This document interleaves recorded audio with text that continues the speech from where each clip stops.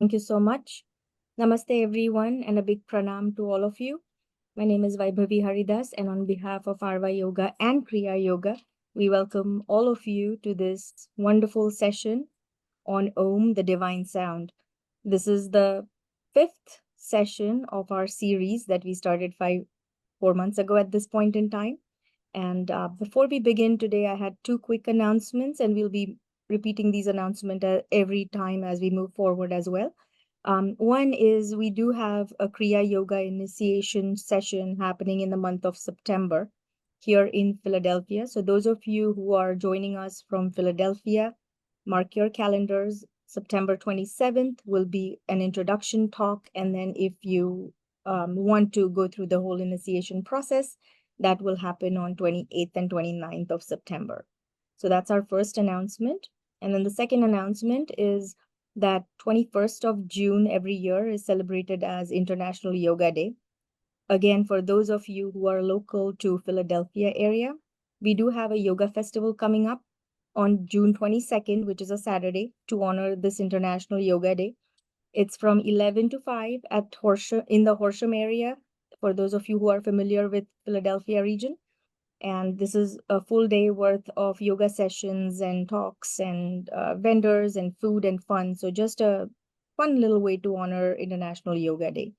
With that, I'm going to pass the baton to Swami Atmavidyanandaji. Thank you so much for taking us through all of these wonderful topics so far, and really looking forward to this very profound session today. Thank you, Swamiji. Thank you, Ma. Let us close the eyes for a moment. Remembering formless divinity and the masters, we will begin with a prayer.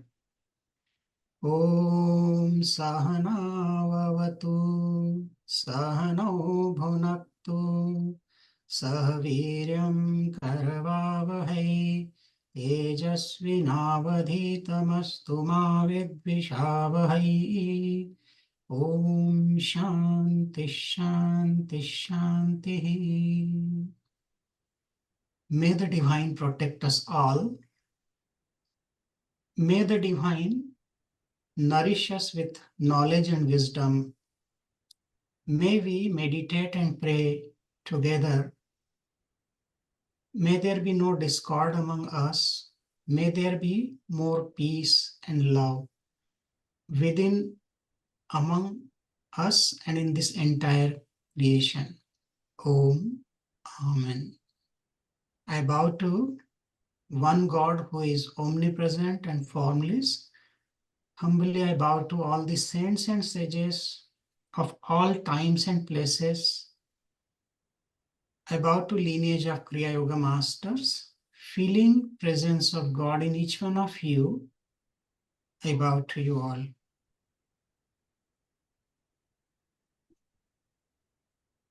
Good evening and good afternoon for some part of USA. Today, we are going to discuss about the topic Om, the divine sound. Many of us chant Om. Most of us are also familiar with this word Om. We practice it, but today we are going to learn a little bit more deeper aspects of this divine sound. What is Om? Om is the graphical symbol. Om is the primordial sound. Om is also a mantra. But Om encompasses everything. So let's begin the topic today. The great inventor and scientist Nikola Tesla once said, if you want to find the secrets of the universe, think in terms of energy, frequency, and vibration. This word Om is defined by the scriptures as the primordial sound of creation. It is the original vibration of the universe From this first vibration, all other vibrations are able to manifest. If you remember our previous classes, we discussed about the evolution of elemental creation. So the first thing, as you remember, that God thought, let me become many. So thought itself is the vibration. So Om is the first vibration, and we'll discuss what Om is. So if you see, Om is the divine sound. Now, if you read the Mandukya Upanishad, which tells a lot about the word Om, complete detail you can find in this entire Upanishad, which is not big Upanishad, 19-20 verses. It says, Om iti etat aksharamidam sarvam tassa upavyakhyanam bhutam bhavat bhavishyat iti sarvam onkar eva yach anyat trikalaatitam tad api onkar eva. This imperishable Om, and it is all this, means everything else. Whatever be the past, present, and future is like an exposition, explanation, or commentary on the meaning of this great truth, the imperishable Om. So this is the beginning mantra of Mandukya Upanishad, Om.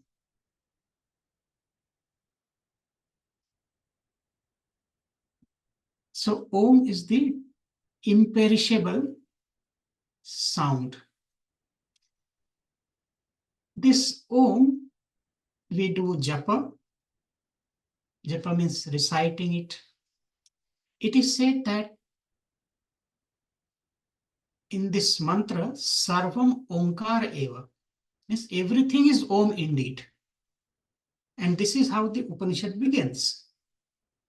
So all this, whatever is visible, whatever is to be cognized, whatever can come within the purview of our sense perceptions, inference or verbal testimony, whatever can be comprehended under this single term creation, all this is Om.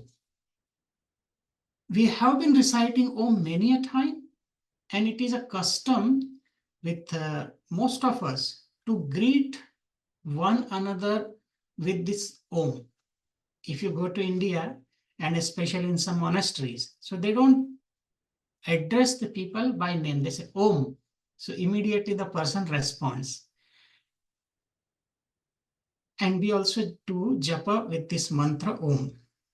The implication is that Om comprehends all things, and it makes also very auspicious beginning to everything.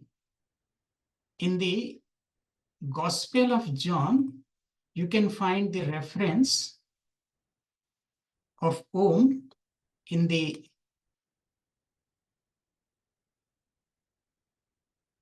Om as the primordial sound. In the Gospel of John, it is first chapter, passage number 1 to 4. In the beginning was the Word, and the Word was with God, and the Word was God. He was with God in the beginning. Through him, all things were made. Without him, nothing was made that has been made. Just think, when we speak something, how did we start learning? We started with alphabets. First we learned some letters like A, B, C, D, or in Hindi language, A, E, like that. Whenever we speak something, so we open the mouth. When we open the mouth, what is the first letter comes out of the mouth? You see, A. When we open the mouth, the letter A, it is pronounced. And when we close the mouth, like so M. Ma is the letter which is pronounced. So between opening and closing our mouth, we speak all the letters, words, or sentences. Anything we speak, anything we express, it is between A and M. So Om consists of three letters, A, U, M. So A and M, in between the U, entire universe exists. This is Om. So Om is the primordial sound. In the beginning, Om is supposed to have been the first vibratory sound that emanated as the seed of creation. Om is called Pranava. It is also a Bija mantra, seed syllable, for all other mantras, whether they are Vedic mantras or Tantric mantras. And in the recitation of Om, we comprehend not only all meaning, but also all languages and all the verbal implications as well as objective reference is included in the Om. If you think about this word Om, so Om is both Nama and Rupa, means Om has a name, Om also has a form. It's not only a sound, but it is very important aspect of divine. Om is not just for chanting or recitation, but Om is consisting the entire universe, and approximately 17 languages use this word Om. The recitation of Om is the speaking of a universal language, no matter in which country, which place we are. But when we say Om, Om is the universal language. And this universal language, which it is the origin of all language, we can say, because Om is the first word. So in the recitation of Om or Pranava, there is vibration. Let's think about some words. When we utter any letter like A, B, C, a particular part of the vocal system begins to vibrate. If you look at me, A, you can feel that vibration here. When you say C, there's a different part of the mouth vibrating. But when you recite Om, the entire sound box begins to vibrate. And it's a matter of experiment. Any one of you can experiment with it and observe the result. The whole sound box begins to function, not just a part of sound box, and all the languages can be contained in Om because of the fact that in the recitation of Om, every part of our vocal organ begins to vibrate. And naturally, every word, every phrase should be somehow included in the root sound that is created when Om is chanted. Not only this, the recitation of Om has another significance or meaning. The chanting or the calling out of a particular name produces a vibration in you. And you have a feeling generated within you by the recitation or calling out of a name. For example, Jasmine. Jasmine is just a word, but when you heard this word, Jasmine, there is a form which is created in your mind. If I say chocolate, it is just a word, but it also a form comes to your mind with this word. Chair, tea, rice, any word you take, it is not just word, but there is some vibration created and a form comes with that vibration into your mind. So these are the certain names of certain objects. And you know that when you utter these names, different ideas occur to your mind and you have different sensations in your body. For example, I say scorpion. You have a different sensation. If I say disease, a different sensation in your body. Earthquake, atom bomb, war. All these are ideas produce vibration in your system. So they are not merely words, they are vibrations that they are conveyed to your system by a particular word or a phrase. And Om is also a vibration, not only a word or a sound. Om is a vibration, a universal vibration, with which this creation started. So Om is much more deeper than any ordinary word. With Om, Brahma, the creator, created this cosmos, and from Om constituted of three isolated letters, A, U, M. We call them Vyahrati. And so from the Om, the words, the letters, and then Vyaharatis came. And Vyaharatis are Bhu, Bhuva, Swaha. From these three Vyaharatis, the three padas of Gayatri mantra emanated. Om Bhu, Om Bhuva, Om Swaha. So these three we use in Gayatri mantra also. Om Bhur Bhuva Swaha. Tat Savitur Varenyam. So mantra starts with Tat Savitur Varenyam, but Bhu Bhuva Swaha, these three Vyaharatis which are emanated from Om. And the three padas, the steps of Gayatri mantra, are the meaning of three sections of Purusha Sukta. So you can say that Om, then three Vyaharatis, and then three sections of Purusha Sukta also emerge. In the Rig Veda, there is a Vedic hymn to cosmic being, we call it Purusha Sukta. And from the meaning of Purusha Sukta, the meaning of entire Veda came. And from this vast meaning of Vedas, Brahma created cosmos. This is said in the scriptures. So important is Om. Not a chant uttered by Brahma, but a vibration that rose from the Supreme Being in the initial stage of creation, a comprehensive vibration. And when we chant Om, we also try to create within ourselves a sympathetic vibration, a vibration which has a sympathy with the cosmic vibration, so that for the time being, we are in tune with the cosmos.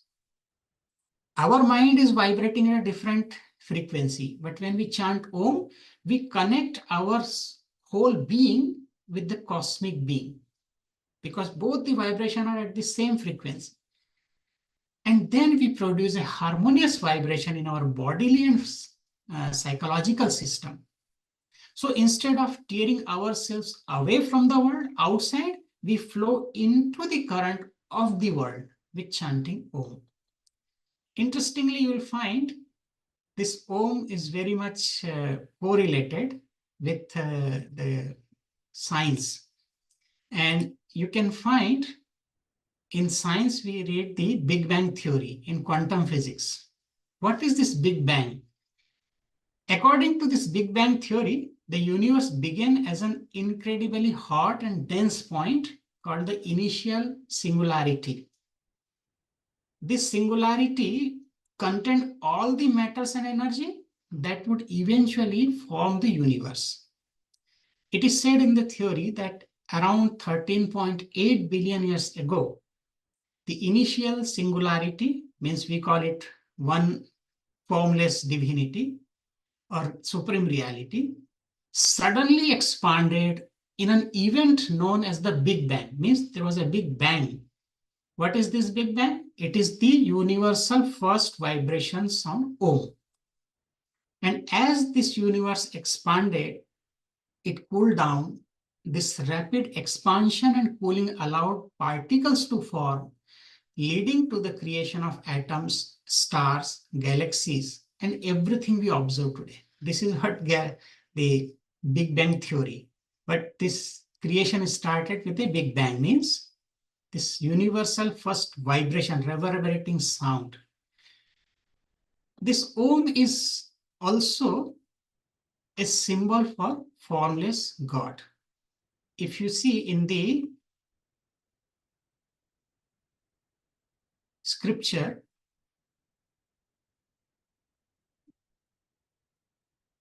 it is in the Bhagavad Gita, it says, Om iti ekaksharam brahma vyaharan mam anusmaran yah prayati tajan deham sayati paramam gatim.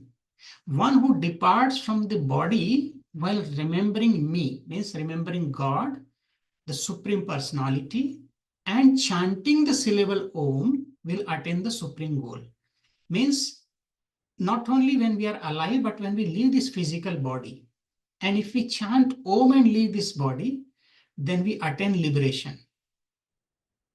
In Patanjali Yoga Sutra, the first book, 27th Sutra says, Tasya Vachakah Pranavah. This word expresses him as Pranava or Om. So Pranava or Om represents God, the Absolute.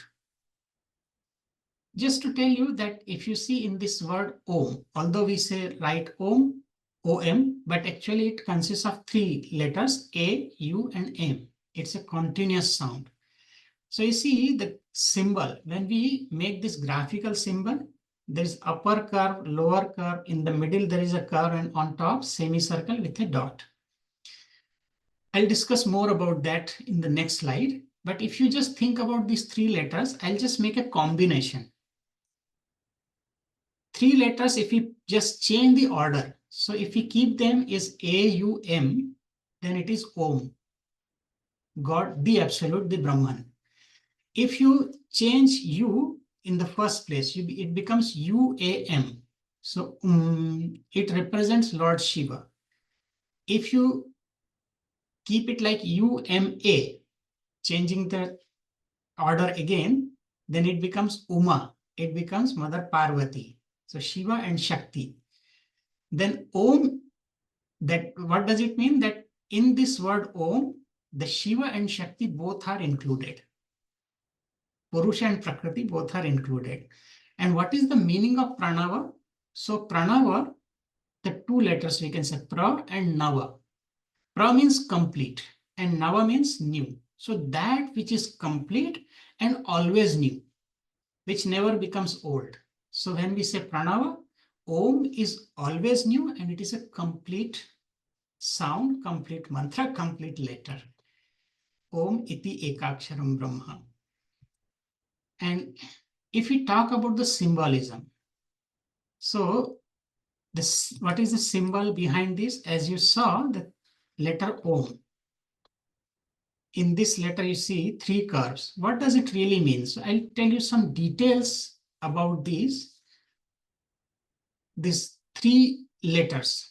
So if we think about the object of meditation, because many of us, we start our meditation or any mantra with this word Om. So these three letters A, U, M. So A, U, M are the three curves. And the dot, semicircle with dot above is the Turiya. This is transcendental, beyond the creation. Now, if we think about the reality, from the scriptures, it is said, A represents Satyam, truthfulness, U represents Jnanam, knowledge, and M represents Anantam, infinity. And Turiya, the above, it is Brahman, or inside the body, the soul. Sat Chit Ananda. When we talk about divinity, when we talk about the soul, so it is said that God is Sat Chit Ananda. Sat means truth, so A is the truth, Chit is the you, knowledge or consciousness, and Ananda, bliss, is represented by M. And interestingly, when you chant Om and you finish it like Makara, Om, that M takes you to the state of bliss. And if we talk about the Paramatman, the different levels of manifestation of divinity.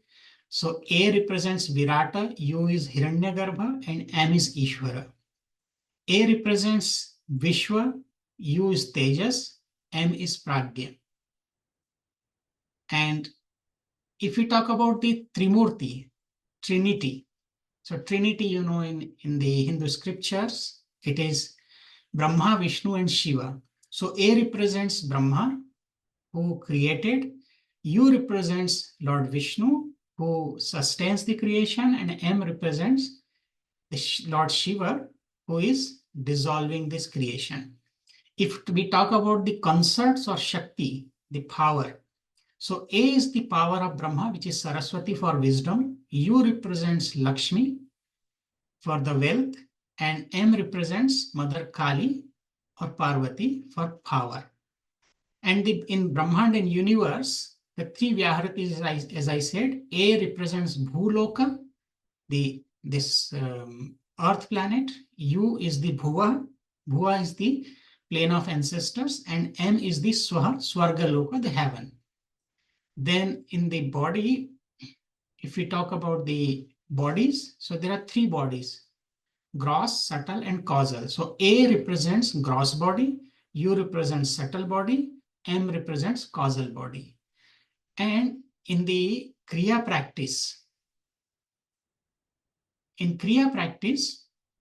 we have triple divine qualities we experience.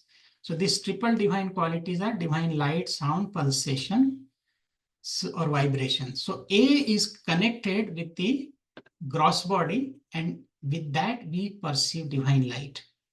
U is connected with the subtle body, and that is connected with pulsation or vibration. And M represents the causal body. With the help of that, we hear the divine sound. And the dot above, when we transcend these triple divine qualities, we reach the state of bliss, supreme bliss in Paravastha. Similarly, if you see further, if we talk about the Shakti, so A represents here Prakriti, U is Avyakta, unmanifest, and M is Maya.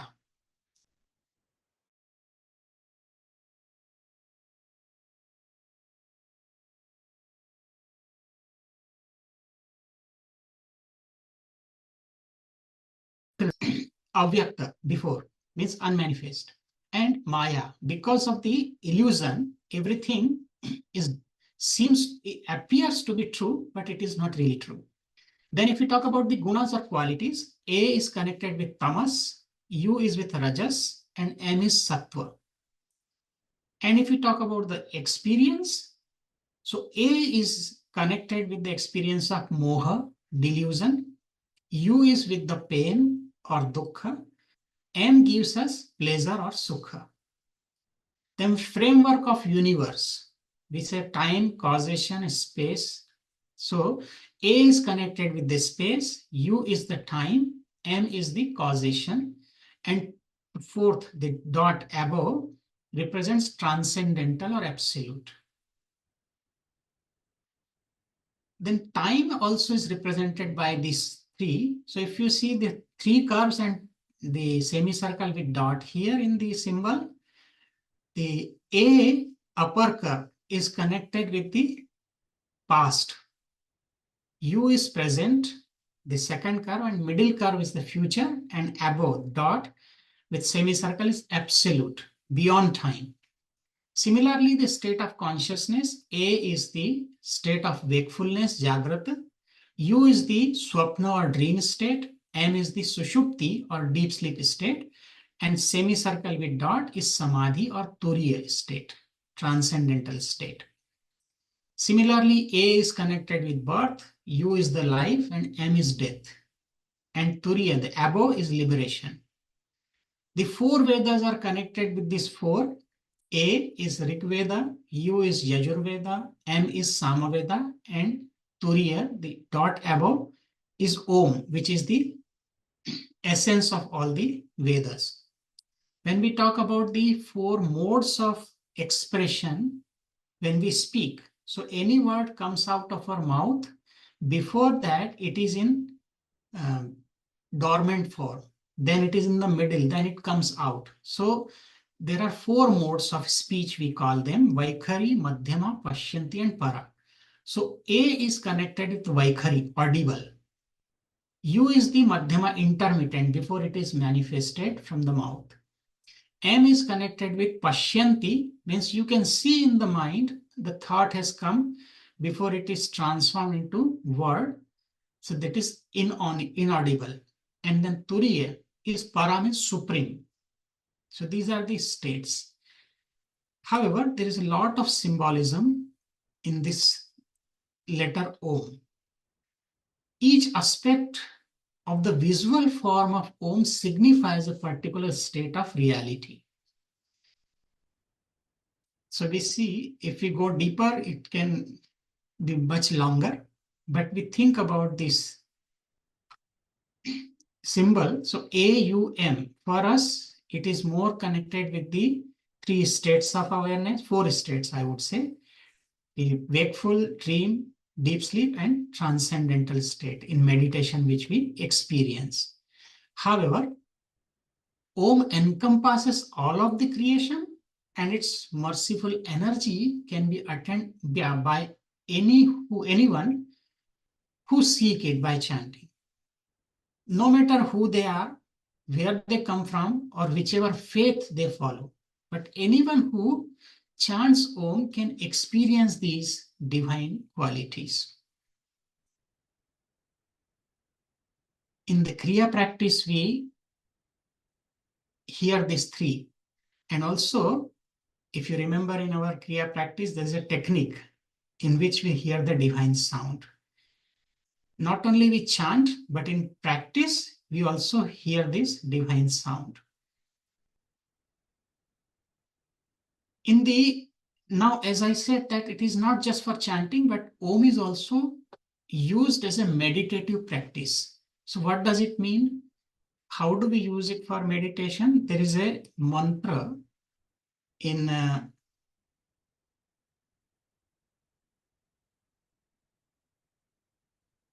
Upanishads. In Shvetashvatara Upanishad, in the first canto, first chapter, 14th mantra. It's a beautiful mantra. Swadeham aranim kratva pranavam cha uttar aranim dhyana nirmathanabhyas भ्यासात एवं पश्येत निगूढ़वत. Swadeham aranim kritva. In the ancient time, when people were performing fire ceremony, so there were no lighters or matchboxes. They used to produce the fire with two wooden planks. There was one wooden plank and wooden block above. And then they were churning the upper block, and with that churning, the fire is manifested. And till now, in some traditional organization, they produce the fire with that. I have seen in my own eyes during the Prachi Parikrama and some big ceremonies in Odisha. I saw that how they churn the piece of wood. So what is the meaning here? Swadeham aranim kritva. Externally, we see the two pieces of wood to create fire, to manifest. But here in the mantra says, making one's own body as the lower piece of wood, which is called arani. And the pranava is the upper piece of wood. For the purposes of ritual, the fire is kindled by rubbing these two pieces of holy wood or short sticks. They are known as arani. And practicing the churning in the form of meditation, one should realize the inherent divine, as one would find out something hidden like fire in the aranis. So when we make the body as the lower piece of wood and pranava, this sound, divine sound Om or pranava, as the upper piece of wood, and then we meditate, means it's like a churning. Meditation with Om.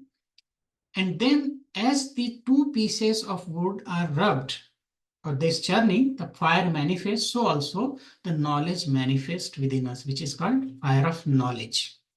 So Om is used as a meditative practice. Now, I'll tell you a little bit more about it. Another mantra in Mundak Upanishad, second canto, second chapter, fourth mantra. Pranavo dhanu sharahai atma brahma tat lakshyamuchyate apramattena vedhavyam sharavattanmayo bhavet. Pranavo dhanu sharahi atma brahma tat lakshyam uchyate apramattena vedhavyam sharavattanmayo bhavet. The literal meaning of this mantra is the syllable Om is the bow and the aspirant is the arrow and the Lord Brahman is the target. And this target is to be hit without making a mistake, without error. And thus one becomes united with it as the arrow becomes one with the target. This is literal meaning, but this is a beautiful mantra which speaks about the technique of Kriya Yoga. There are actually three meanings of the word dhanu. Dhanu means bow, bow and arrow. This is an analogy here. So pranava dhanu, make the pranava or om. Om is the bow and our soul is the arrow. And what is the target? Target is the absolute Brahman in the fontanel. Then apramattena vedhavyam. You have to pierce this target without any error, without any distraction. Means with full concentration and become with the target one in union, like after hitting the target, the arrow becomes one with the target. So also we have to become one with Brahman. Now, how does it happen? So there are three meanings of the word dhanu. Here, pranava dhanu. So first meaning of dhanu or bow. First meaning of bow is omkara or om sound. If you see the first here, the symbol om. So this is the meaning. Pranava or om is the bow. The second meaning of bow, dhanu, if you read in Bhagavad Gita, first chapter, dhanu udyamya pandava. So hold the bow. Lord Krishna is telling Arjuna, you should hold the bow. Now, which bow he is talking about? Not only the external bow, but here, what is bow? Bow means our spine, which has 7 chakras. To have thorough control over the chakras in the spine is the meaning of holding the bow. And third meaning is that if you look at this picture of little yogi, third meaning is bow means the 2 eyebrows. You can see here, the 2 eyebrows are like a bow and arrow of breath. So from the nostril, from here, when our breath is slowly going up to the fontanel, and with the concentration, when we are touching this top of the head or fontanel, as Gurudev used to say, so that is the target, and the breath is the arrow, and these 2 eyebrows, they are the bow. So with this bow, in this mantra, it is said that your breath should be so slow and feeble, and with full concentration, just you should go and hit the target of Brahman. And through Paravastha, through Kriya Pranayam technique, we achieve this state when the breath becomes very slow, feeble, and we can hit the target and remain in fontanel. So this is the meaning of bow here. Pranavo dhanu sharahi atma. Making the breath as your arrow, use it. And these 2 eyebrows means take the concentration above. And you know that when we are shooting the arrow, so if we pull it very long or pull it too behind, it will hit to a far distance.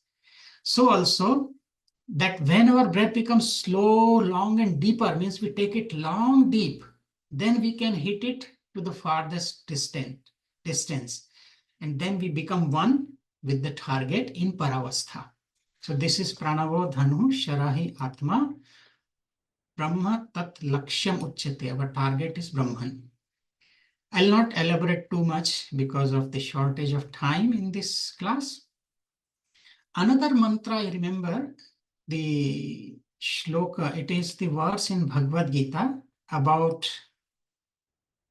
Omkara or Bo, about the Pranava. It is said in the 9th chapter, 17th verse, Vedyam Pavitram Omkara Rik Sam Yaju Evacha. Lord Krishna is telling that I am the purifier. Pavitra, I am the purifier. The goal of knowledge, Vedyam, the sacred syllable Om, Omkara. So Lord is telling three things, that I am the Vedyam, I am the goal of knowledge, I am the purifier, and I am the Omkar, sacred syllable Om. Then he's telling Srik Sama Yaju. So I am the Rig Veda, Samaveda, and the Yajurveda. So when we chant Om, we are not chanting a word only, but we are becoming one with God. We are experiencing the power of God in this mantra Om. Vedyam Pavitra Omkaram. This is a beautiful prayer when we meditate on Om. So Om is also, as I said, it is object of meditation. So when it is object of meditation, we also pray. It is a prayer to Lord Shiva in which you can find this verse. Omkaram bindu sanyuktam nityam dhyayanti yoginaha kamadam mokshadam chaiva Omkaraya namo namaha. Omkaram bindu sanyuktam nityam dhyayanti yogina. So in this prayer we say that salutations to him who resides in the spiritual heart center as Omkara, on whom the yogis constantly meditate, who grants all desires and also liberation. Kamadam, mokshadam. Remember this too.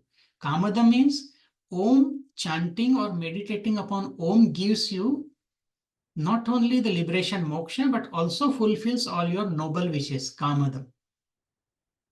And salutation to Lord Shiva, who is represented by the syllable Om. Omkaraya Namo Nama. I bow to that power of God. And this Omkara, the first syllable of Shadakshara mantra Om Namah Shivaya. When we say Om Namah Shivaya, so it begins with Om. You know, why Om is the best object for meditation? Because it is said, Yat dhyayati tad bhavati. Whatever one contemplates or meditates upon intensely, that he becomes. If you think about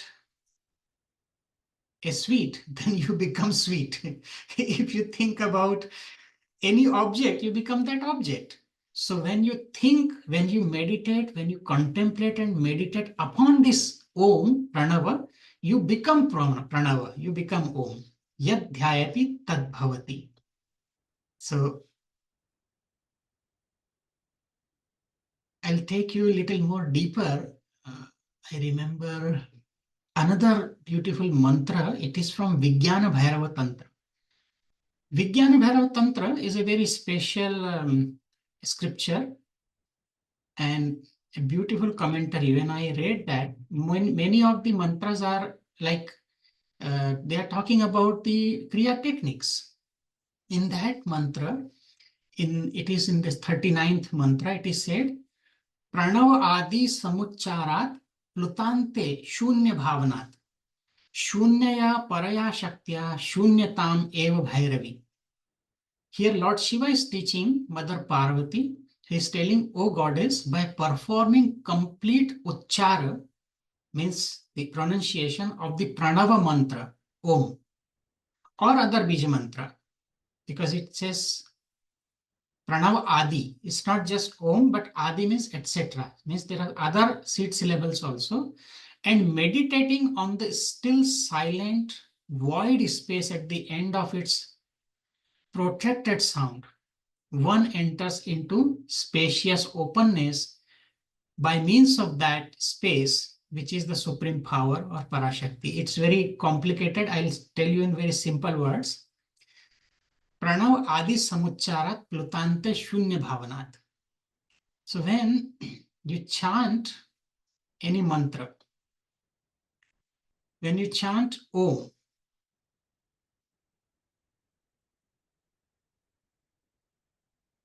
you enter into a meditative mood. You're not merely reciting a sound or a word or a phrase. You are creating a vibration, as I told you in the beginning. To point out once again, you are creating a vibration. And what sort of vibration? Not a vibration which agitates you, irritates you, or creates a desire in your mind for a particular object. But you are creating a vibration which melts all other particular vibrations and puts an end to all desires, extinguishes all cravings, and creates a desire for the universal truth. So that's why Om is the best. Now, in this mantra, let me tell you, there is a word Pranav Adi. Why it is said etc. by Lord Shiva? It is because there are three types of pranava or primordial vibration. They call the Vaidika, Shaiva, and Shakta. So in the three different practices, in Vedic practices, the mantra Om is used, A-U-M. This is the pranava. And for the Shaivaites, those who worship Lord Shiva, for them Hum, H-U-M, is the pranava. And those who worship Shakti or the creative energy, Parashakti, they are known as Shakta, worshipper of the Shakti. For them, Hrim, H-R-I-M, Hrim is the pranava. That's why Lord Shiva is telling pranava Adi. So not just Om, but Hum and Hrim are also included. And when it is said that there is a word here, Samuchara Plutante. Plutante Shunya Bhavanat. It's a very deeper meaning here. Plutante, what is the meaning? When we chant any mantra, or let's say when we say Om. So there are three ways we chant. First, we chant slow, then little high pitch, and then higher pitch. And that's what the higher pitch plut ante, plut. It is related to Sanskrit grammar. Dirgha, Rasva, Dirgha, and Plut. There are three ways of chanting. I'll tell you the example. Let's say, have you heard about the rooster? When rooster in the early morning making some noise to wake up other people. So in the beginning, it is making some noise, and it is the low pitch, you can say, then medium pitch, and then it is little higher pitch it is saying. So this is the way Om we chant slow, then medium pitch, and then higher pitch. And Plut Ante. And at the higher pitch, when we are at Ante means at the end, we are merged into Shunya Bhavanat. Now you see here A, U, and M. These are the three letters here. So we chant, when many of the people they chant Om, but there's a way of chanting Om. A-U-M. So we chant like Om.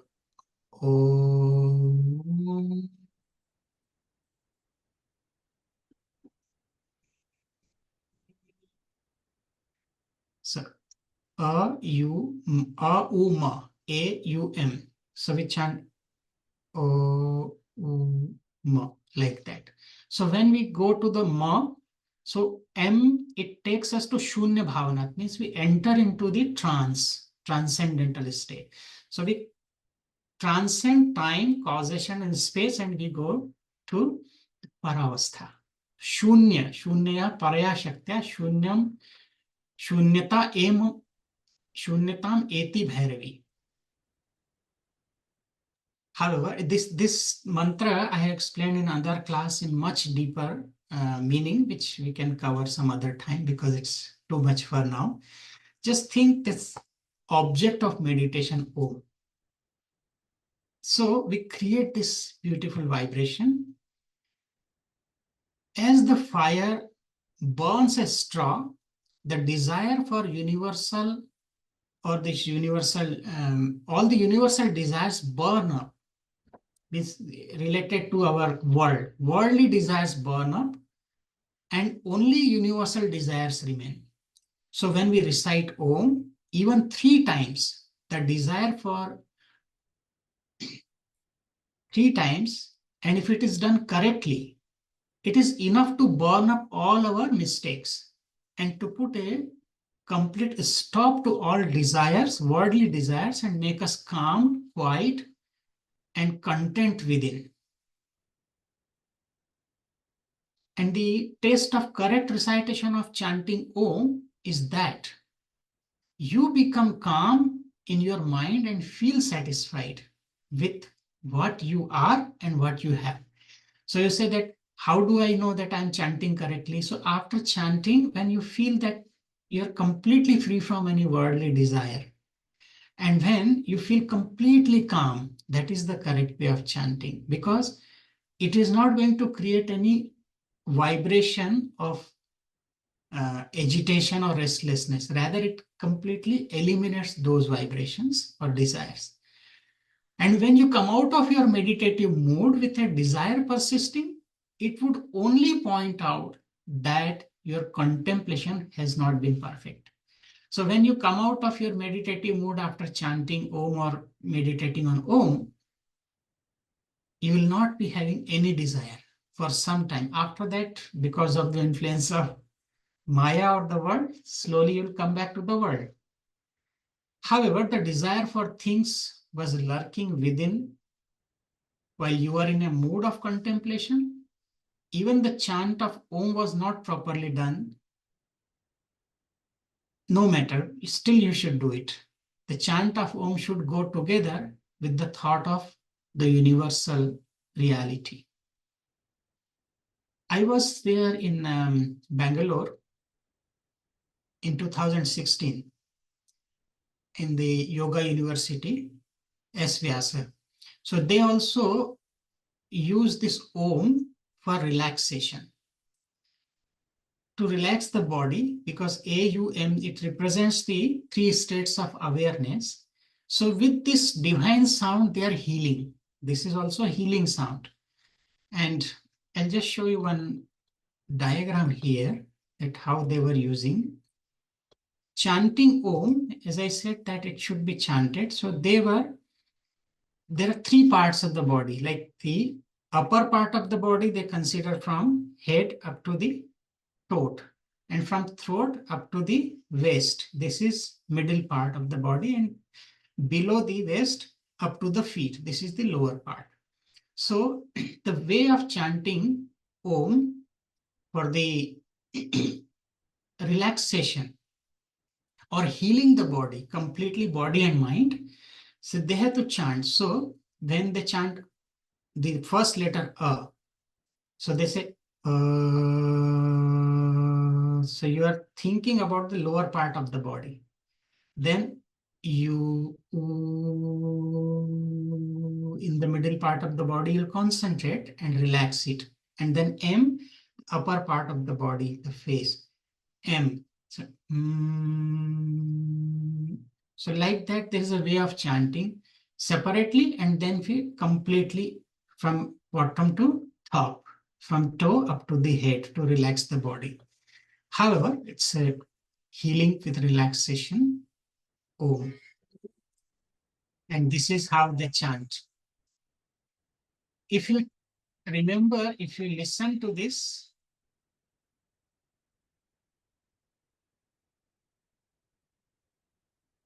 it has a healing effect.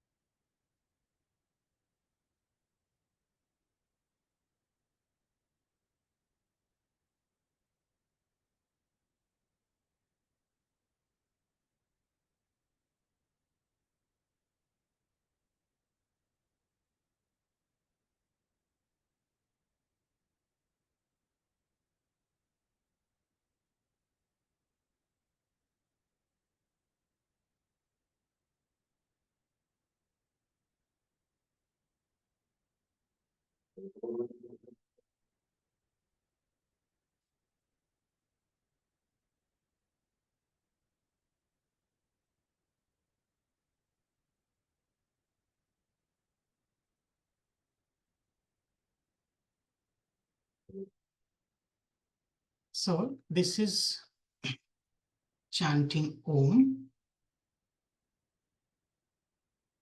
In the recent researches, even NASA has found that when they were going deeper into the ground for laying some, putting some cables, optic cables, they found some sound is there, and this is nothing but like Om sound, constantly continuous sound they could hear. Even when you go near the sun, so there is a constant sound, and this is exactly the divine sound Om, which is continuous sound.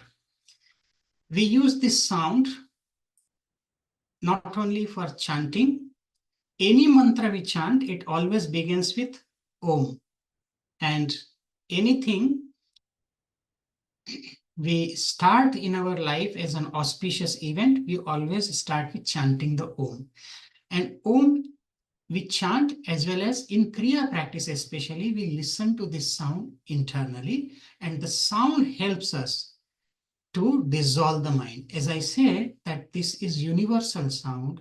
This sound, this vibration mentally, when we listen and then we contemplate on it, and then we go into meditative state, it connects us with the universe, with the absolute. Because the vibration of our individual body or mind, they go to infinite and they become one with the vibration or the same frequency when we have, then we are merged into divinity. So Om is a graphical symbol. Om is a primordial sound. Om is a mantra.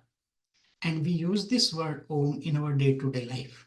Even you see, when we say, after working hard for 8 to 10 hours, where do we come back? We say we are coming back to home. So when we say home, in between H and Om is there, HOME. So Om is there. When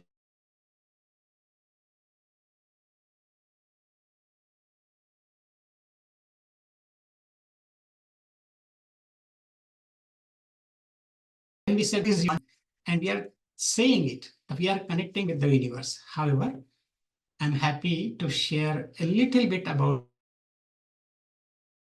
this Om, the divine sound. I would recommend that every day, if you could just chant Om for 3 times in the morning or before your meditation, and see that how it calms down your mind, because the vibrations you are generating are not the simple vibration, but it eliminates other worldly vibration or desires and connects you with the universal vibration, because Om is the first reverberating sound or vibration in the creation. So let us meditate. I am praying to God. I am praying to all the masters to give us inner strength, more discipline, more love. Praying for the entire creation. Om Sarve Bhavantu Sukhinah, Sarve Santu Niramayah, Sarve Bhadrani Pashyantu, Ma Kaschid Dukkha Bhag Bhavet. Om Shanti Shanti Shanti. May all become happy and healthy, loving, noble, and compassionate. May there be no suffering or sorrow. May there be more love, peace, and harmony among us and in this entire creation. Om. Amen. I bow to God in each one of you. Thank you all.